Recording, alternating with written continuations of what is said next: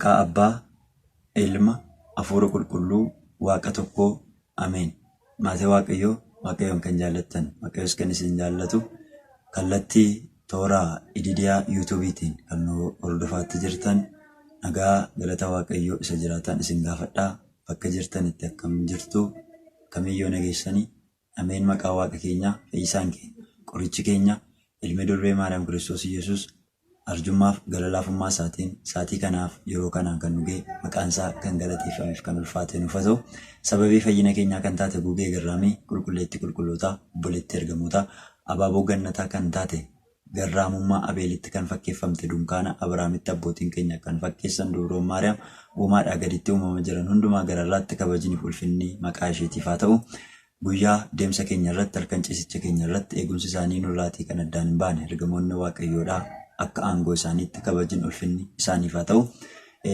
Egaa hordoftoota keenyaa kanatti aansuudhaan sagalee Waaqayyoodhaa mana amantaa godina Shawaa Lixaa aanaa Gindabarat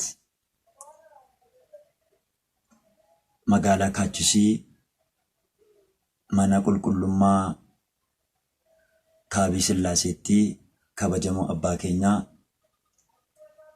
Sooraa Wangaarii yookiis Nyaachisaa Wangaarii Qomos Abbaa Gabaramadiin itti gaafatamaan lubootaa aanaa Gindabarat akkasuma bulchaa mana qulqullummaa Dirree Nageenyaa Kaachisii Madaanalamii barumsaa guyyaa gaafa xirrii torbaa kabaja uumaa keenyaa Abbaa, Ilma, Hafuura Qulqulluu yookiin Sillaasee ilaalchisuudhaan kan isaan barsiisan toora ididiyaa yuutuubiitiin isin bira geenya. Kanaaf hordoftoota keenya bakkuma jirtan teessanii sagalee Waaqayyoo kana ayyaataatiin jalqabaa hanga xumuraatti akka dhaggeeffattan maqaa Waaqayyootiin isin gaafadhaa. Egaa eeyyee kan isin hordofaatti jirtu kun ididiyaa yuutuubii.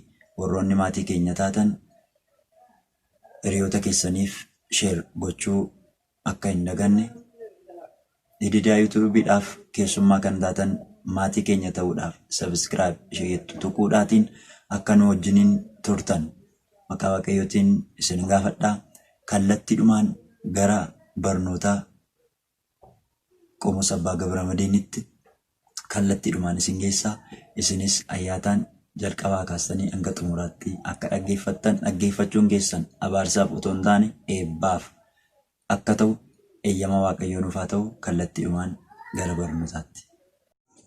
Luboota mana amantaa keenyaa waliigalaan daaqonoota akkasumattis mana amantaa keenyaaf lafee duudaa warra taatan barattoonni dilbataa adda addaa dhuftan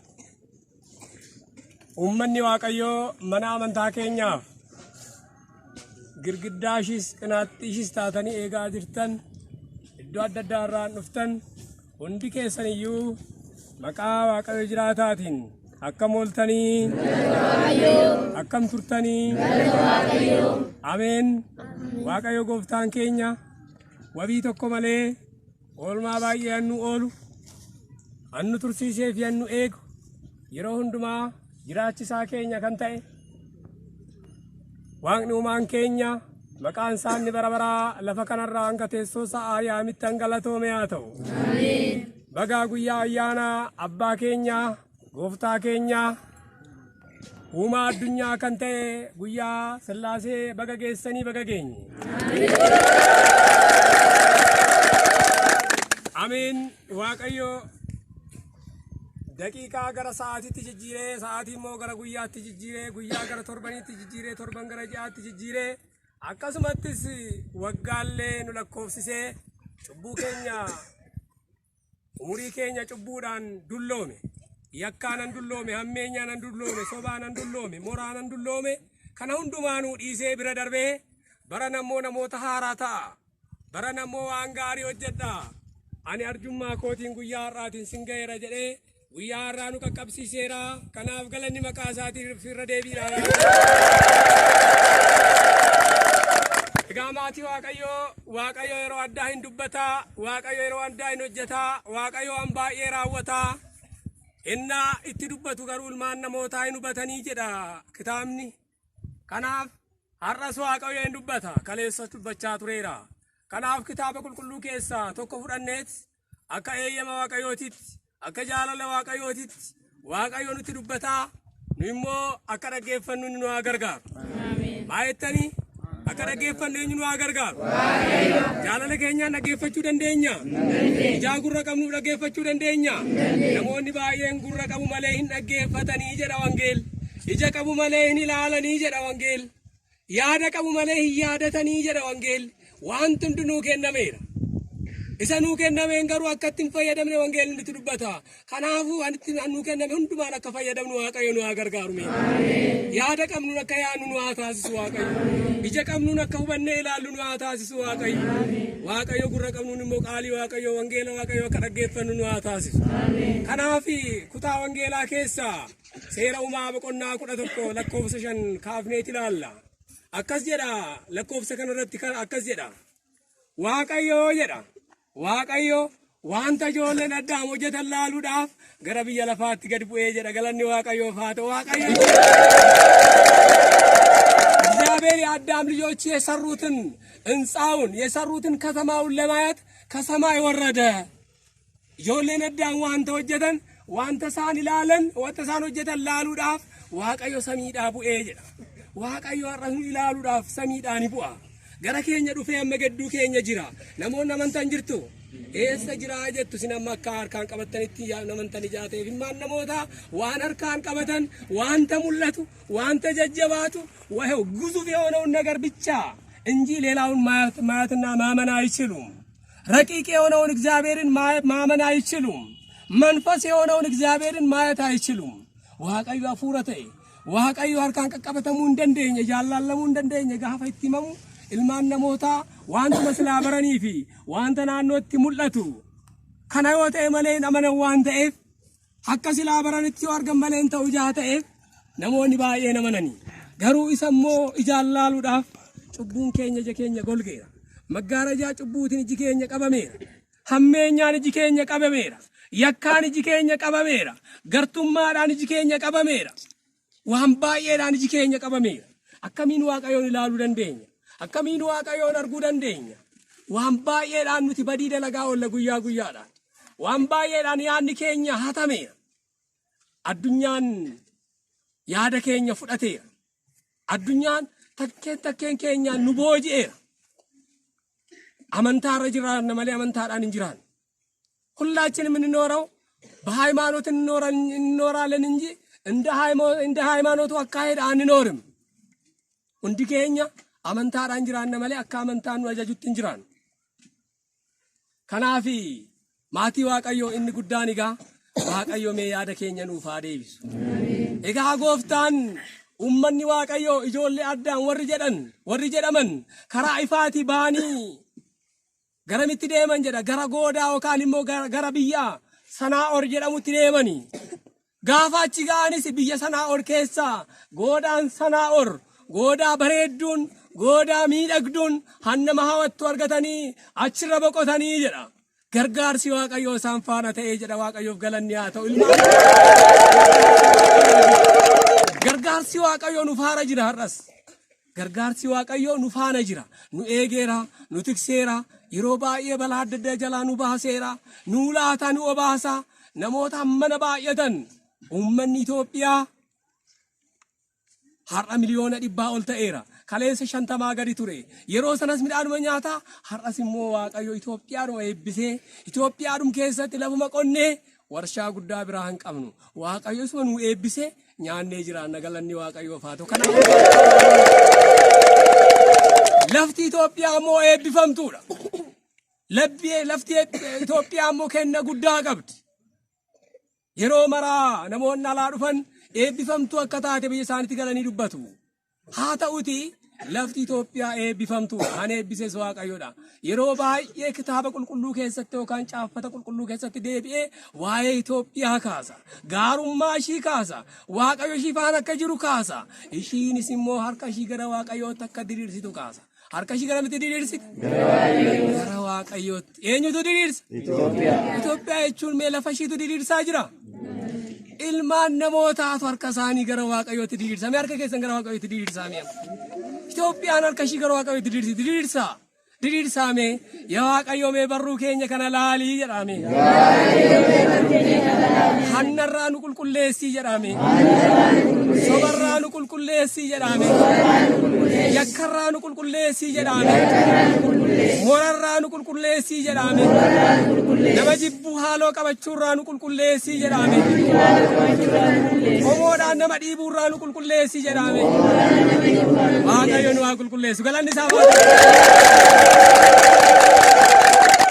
maatii waaqayyo isaan gargaareet maal ta'e seetan lafichi waan isaan hojjetan hundumaa ta'eef maal ta'eef waan isaan hojjetan yoo qotan hin ta'eef yoo manatti ijaaran hin ta'eef lafa isaa buyyoo isaa guuranii biyyoo sana bukeessanii gaafa isaan ibiddaan tokkosan xuubii hin cabne ta'eef biyyoo lafa sanaa fuudhanii ennaa xuubii sanatti hojjetan akka simintootti wal qabatee fi simintoo ta'eef eenyutu isaanii eebbise? Nuyi eenyutu nu eebbise? Inni maatii qabu eenyutu isa eebbise? Inni maasii qabu eenyutu isa eebbise? Inni maatii guddaa horatee nama guddaa ta'e eenyutu isa eebbise? Inni abbaa digirii lammaffaa inni qabatee jiru eenyutu isa eebbise? Abbaa qabeenyaa isa ta'e eenyutu isa eebbise? Waaqayyotu nu eebbise. Waaqayyotu nu eebbise. Abbaa aangoo san nu taasise waaqayyoodha. Waaqayyo abbaa aangoo si taasise ta'e namni irraa sin buusu. Koottati ol bahi gaafa inni jedhe namni gadi si buusa hoo jedhe ufiif lo'ee kufa galanni isaaf haa ta'uuti. Lakki mootoonni nan baasinan ol baa'oo jettee immoo hin dandeessu. Ufuma keetiif kufta otoo namni sin tuqiin. Macaafni akkas jedha. Macaafa keessa deebii 27 irra gaafa laalu maal jedha seetan? Otoo namni sin ariin maal taata baqattaa gaafa waaqaan wal lolte. Gaafa waaqaan wal lolte homtuu sin ari'u. Otuu homtuu sin ariin shokoksa wayii dhageessa. Shokoksa maali? Baalleen naa mukarraa buu dhageessee baqattaa. Kuusa si dhoowwaa jechaadha. Waaqayyo immoo gaafa si faana jiru immoo otumatiin ariin diinni keessi baqata. Diinni keenya eenyudha? Ilmaan namootaa nuyiif diina. Ilmaan namootaa hundi obbolaa keenyadha. Firoottan keenyadha. Hankeenyadha hundumtuu. Diinni keenya garuu seexanadha. Akkuma silaa ijoollee Addaam keessaa inni tokko ilma Addaam isa tokko ajjeese. Inni eenyu jedhama beektu? Eenyu jedhama? Warri beektamee dubbadha sagalee Lukaasatti eenyu jedhama?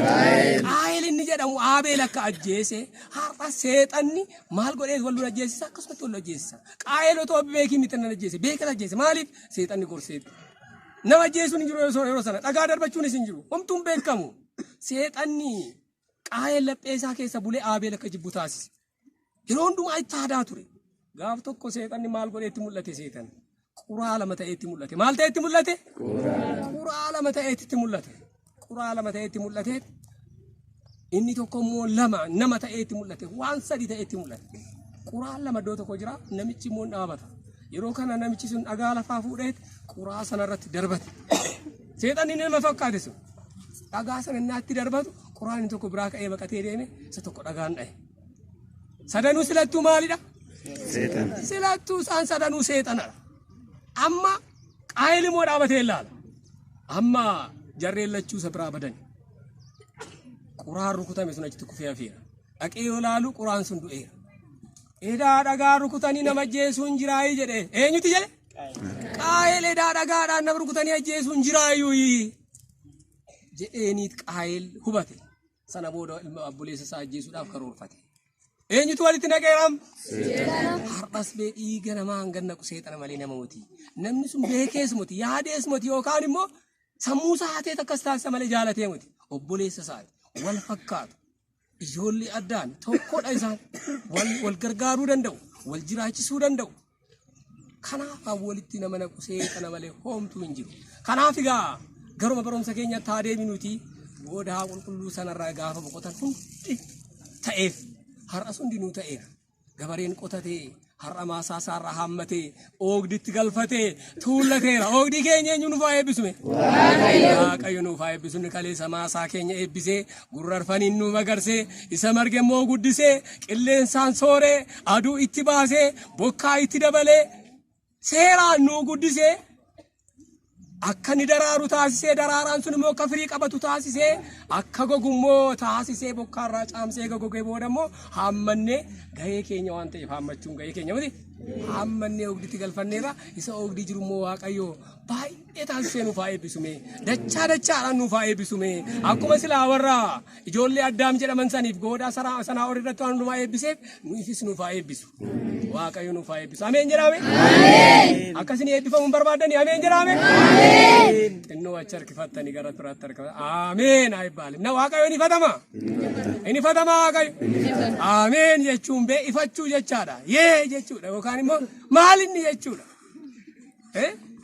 ameen jedhamu kasoominaani manni keenya nu gorsitu miti kasoominaan ameen jenna malee ameen jechuun ifachuu jechuudha Waaqayyo ni fatamu galanni maqaa isaa haa ta'u meera deebi'a galanni kanaaf maatii Waaqayyoo gaa goodaa sanaa irratti hundi ta'eeraaf isiniin jedheera gaafa hundi ta'uuf ijoolleen Addaam quufan namoonni innaatti toleen quufu miti ijoolleen Addaam quufanii maal godhan amma maal godheedhani Sura basini caqas irratti egaa hundi nu ta'eera magaalaa ijaarranneerra hundi nu qajeeleera nyaatamu jira dhugamu jira dhaltiin jira hundi jira wanti irratti hin jiru amma wayitu nu hafee jedhanii wal mari'atanii maaltu nu hafee jedhan waan tokko mataa kee maqaa keenya dhaabbataa taasifna biyya lafaa kana otoo addaan hin bittiniin jedhan otoo maal hin ta'in otoo addaan hin bittiniin waan dhaabbataa tokko asitti hojjannaa jedhani maaliif addaan bittinuu barbaadamme mi ammeenye na yaadallala ilmaan namoota be ofumaa ammeenye yaadu waan hunda tokko tolitti isaan qabee waan hunda isaa mijeessee magaalaa ijaarratanii dhagaa biyyoon dhagaa ta'ee fi biyyoon simintoo ta'ee fi hundi isaanii qajeelee otoo jiru otoo hin bittiniin otoo lafa kanarraa hin bittiniin waan dhaabbataa tokko ijaarrannaa jedhan ilmaan namoota ammeenye yaadu ni ilaalame Waaqayyo isaa walitti qabee otoo jiru isaan immoo hin bittinnaa hamma bittinnutti garuu wayii hojjannaa jedhu Waaqayyo meenuu hin bittinsiin Waaqayyo tokko nu haa taasisne bittinuurraa maaltu argama joon otoo hin bittiniin wayii hojjannaadhaan maal hojjannaadhaan gamoo guddaa samii ga'u ijaarraa maqaa keenya dhaabbataa taasifnadhanitti calqabani gamoo kana ijaaranii gaara ga'an Waaqayyo ammas isaan gargaaraa jira wanta ajaa'ibaa otoo isaan ammeenye yaadanii isaan gargaaraa jira nuti otoo nuti gaaruu jirre gaarii hojjannu nu gargaaraa jira baranamee warri gabaree Waaqayyo maasaa keessan eebbiseera moo eebbise mee warri nu eebbiseera jedhanii jettanii mee harka baasaa warri gabaree warri qotee bulaa bicha mee qotee bulaan Waaqayyo nu eebbiseera duratti akkasuma ta'en jedhu mee harka baasume siniin eebbifamne siniin eebbiseera muti mee walumaa galatti Waaqayyoon galateeffadha isaan xinnoo Waaqayyo galateeffachuudhaan hin sodaatinaa ishi namayyuun galateeffatu muti Waaqayyo isa uumaa ta'e immoo galateeffachuun baay'ee namatti hin ulfaatu Waaqayyo isa gogogaa laaffisee isa gogogaa immoo jiidhaa taasisee hunda jijjiiree gannaa bona wal jala dabarsee hundumaa waqtiilee arfanu jijjiiree nu jiraachisu miti namallee galateeffatta waa gaafanna olmaa wayisii oole kanaaf Waaqayyo galateeffachuun hin ulfaatu meera deebi'a galateeffadha baay'ee namoonni baay'een harka maratanii dhaabbatu isaaniin waaqni nuumnee warra dhuunfa kanaa isiniin nuumnee Waaqayyo sinumee ramoo sinunum maaree galateeffatan marrakkoo qabu galateeffachuu nameenya mee sinjim jara warri sanbata maarii mee galateeffadha harka rukutaan laalaa ijoollee argitanii amma isaan baay'atan galatoon isaanii amma ishin xiqqaattu argitanii mee Waaqayyo galateeffannoo isiniif haa dabalume nuuf haa dabalu jedhame sinjalaa xiqqaate waan isaa wallaal hin xiqqaate sinjalaa በጣም አነሰባቸው ማመስገን እግዚአብሔርን ብታመሰግኑ ግን ታተርፋላችሁ እንጂ አታጎሉ Waaqayyo no galateeffatan garuu bu'aa buustu malee omtuu sin jalaa nafu galateeffadhaa garuu duraa keessanittu as dhufuun keessan immoo galateeffattanitu jaateef mee sin galateeffadhaafi. Egaa maatii Waaqayyo amma gamoo kana ijaaranii ol siqaniiti guyyaa har'aa yaanni Sillaasee nuti kabajnu har'aadha kanadha. Ol siqaniiti kana ol Waaqatu jira iyyuu miti jedhanii gaafatanii Waaqayyo jira jedhanii wal gaafatanii olitti himanii kana olee Waaqayyo jiraate maaliif nuti mooticha hin taane jedhan Waaqa kana sirra dhaabannee waraannee Waaqa kana sirraa gadi buufne nuti maa bakka isaa hin buune jedhan ilmaan namootaa mi'a isaa waan isaa yaadan laala amma hankana yaachise eenyudha ilmaan namootaati seexanatu yaachisa kana ol silaa Waaqni jirayyuuti maaliif nuti sirraa san buufne jedhanii eeboo qaratanii eeboo gafarsoo asii olee darbachuu calqaban ennaa gaara ga'u seexanni immoo harkaa fuudhee dhiiga dibee gadi deebisaa ture nama ajaa'ibu amma naalaalanii eeboon sun dhiiga qaba caafiinsa waraanneerraa amma abbaa waraanneerraa jedhan amma erga takka ammas immoo darbatan gaafa darbatan immoo lammata ammas dhiiga dibee gad deebise seexan lammata immoo ilma waraanneerraa jedhan sadaffichas darbatan hafuura qulqulluu waraanneera sillaaseen eenyu saganadha sadii jechuun kan oolame hafi sillaasee jechuun qooqa gisiitiin sadii jechuudha innis abbaa ilma hafuura qulqulluu jechuudha waan biraan qabu sillaasee jechuun hiikoo biraan qabu qooqa gisiitiin sillaasee jechuun wayim sillaasota jechuun sadii jechuudha abbaa ilma hafuura qulqulluu amma abbaa waraanneera dhanii ilma waraanneera dhanii hafuura qulqulluu waraanneera dhanii eeboo sun gaddachaa jira maal jedhan amma yoona kufee jira yoona kanaaf ol baaneet ilaalla kanaaf maal godhadha ammas gamoo keenya ittuma fufnaa jedhan badiidhaaf deemu beemee ilaala gamoo sanatti fufan kanaaf waaqayyoo maal jedhe jedha kitaabuma nama sinicha qase irratti koottaa hin buunaa maal goona koottaa ni buunaa maal goona ni buunaa afaan isaanii yookaan qooqa isaanii waliin maknaa namoonni qooqa tokkoon dubbatu ture har'a akkana ta'e qooqadha namoonni qooqa irratti hirkatanii jaarraa lamaaf ol wal dhiibaa turaniif har'a bichaamuuti kunan dhalate dhiibbaa isa dur jirutu har'a immoo dhufee egaa barree naa gaggaragallu inni tokko immoo humna godhatee inni tokko dhiibaa akkasittidha malee har'a muteen calqabame akka namoonni qooqaa wal dhiibdu wanta yeroo sanaa kaase akka namni qomoodhaan wal dhiibu wanta yeroo har'aatti kaase guyyaa har'aa kaase kanaaf oluma baanaa jedhanii isaan otoo deemaa jedhanii waaqayyoo koottaa hin buunaa akka isaan waliin dhageenya isaan taasifnaa jedhe bara keenya keessa wal dhagaa jirra abbaa fi ilmi wal dhagaa jiru haatii fi intalli wal dhagaa jiru maatii wal dhagaa jiru ollaan wal jaalachaa jira waan tokko dubbachaa jira ganda keessatti hundumtu tokkodha waan tokko dubbata biyyi keenya walii galaa jira qooqaa hunda beekna wanta naannoo keenyatti dubbatu hundumaan beekna qooqa muti rakkinni keenya walii galuu dadhabne maaliif walii akkan golle nu taasise seexanni gidduu keenya seene akka nuti waliin galle akka nuti yaada tokko hin taane akka nuti hin jiraanne akka nuti wal ajjeefnu akka nuti wal balleessinu akka nuti haala walirratti qabannu jaarraa dhibbarraa kaasee jaarraa lamarraa kaasee walitti nu buusaa tureera jaarraa dhibba lama jedhee dhiifama jaarraa lamarraa kaasee walitti nu buusaa tureera seexanni akka biyya keenya Itoophiyaatti. Akka biyya keenya Itoophiyaatti jaarraa lamaa kaasee walitti nu buusaa mataa waliin rukutaa isa tokko caaltummaatti agarsiisaa isa tokko gadaantummaa laalchisaa isa tokko wallaalaa taasisaa isa tokko immoo dadhabaa taasisaa seexanni akkasitti gargar nu baasee akka Itoophiyaatti illee walitti nu buusaa ture yeroo kana jarri kun amma hojjaa isaanii calqaban yeroo calqabanii inni hojjetu simintoo naa fidii jedhaniin ennaan simintoo naa fidii jedheen inni simintoo geessi jedhan sun hin dhaga'u naa fidii waan jedhu sana jaamilkitaan beekuuf maal fidee fi dhaqa dhagaa yookaan xuubii fidee fi dhaqa dhagaa sana fuudhee namicha sana mataa isaa rukutee achirraa gata gamoo sanarraa naa kufu namichi hin du'a.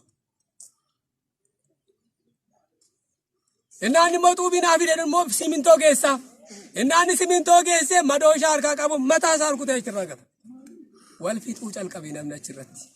Yeroo kana namni baay'een dhumnaan kanaa mannaa ijaarsi gamoo kanaa maalaa ta'u jedhan ijaarsi gamoo kanaa haa dhaabbatu jedhanii. Gamoon hammeenyaan mallee haa diigamu galanni waaqayyoof haa ta'u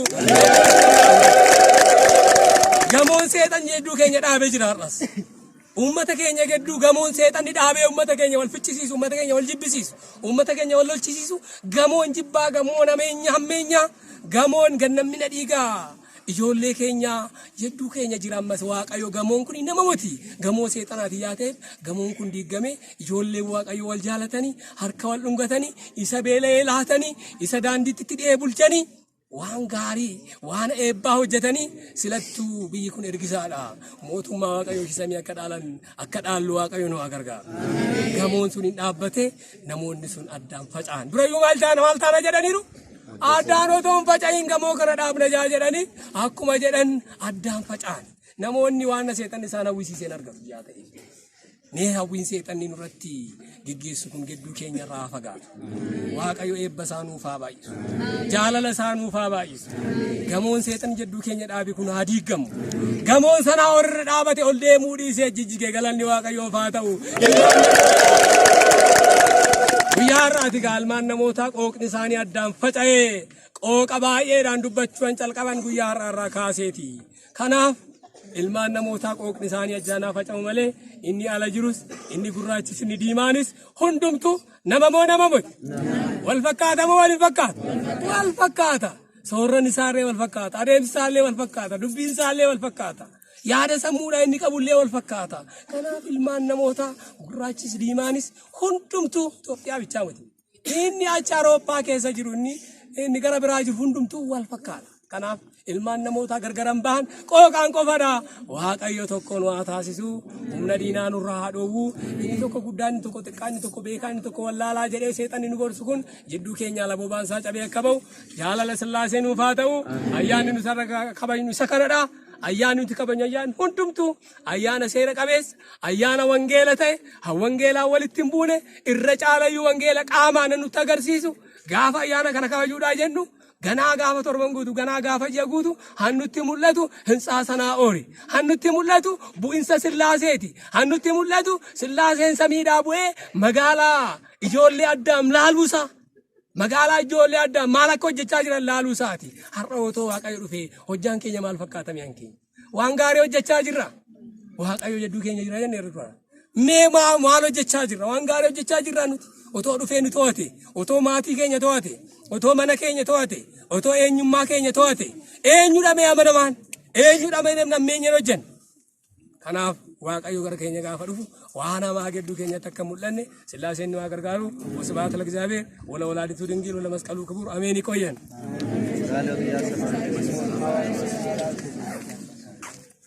Sagalee Waaqayyoodha. Waaqayyo Waaqni keenya nu gidduutti argamee kan nu barsiise kan nu gorse maqaan isaa kan galateeffame kan ulfaate nuuf haa ta'u. Abbaa keenya sagalee Waaqayyoodha bifa gurri keenya kan ittiin dhaga'uudhaan kan nu barsiisan akka namni gurra qabu iddoo kana kan jiru hundumtiyyuu akka inni dhaga'utti kan nu barsiisan abbaa keenya ammayyuu Waaqayyo sagalee jireenyaa sana dhageessu mootummaa Waaqayyo sana dhaalchisu. Umurii tajaajila isaanii fayyaaf nagaadhaan mana amantaa keessa akka isaan dhaabatan Waaqayyo isaanii wajjiniin haa ta'u. Kanattaan suuraan sa'aatiin keenya deemaatti jira. Barattoonni dilbataa faaruuf ililleedhaatiin taabota kakuu bidiruu Waaqayyoodhaa gara bakka teessoo isaatti ol deebisna waan ta'eedhaaf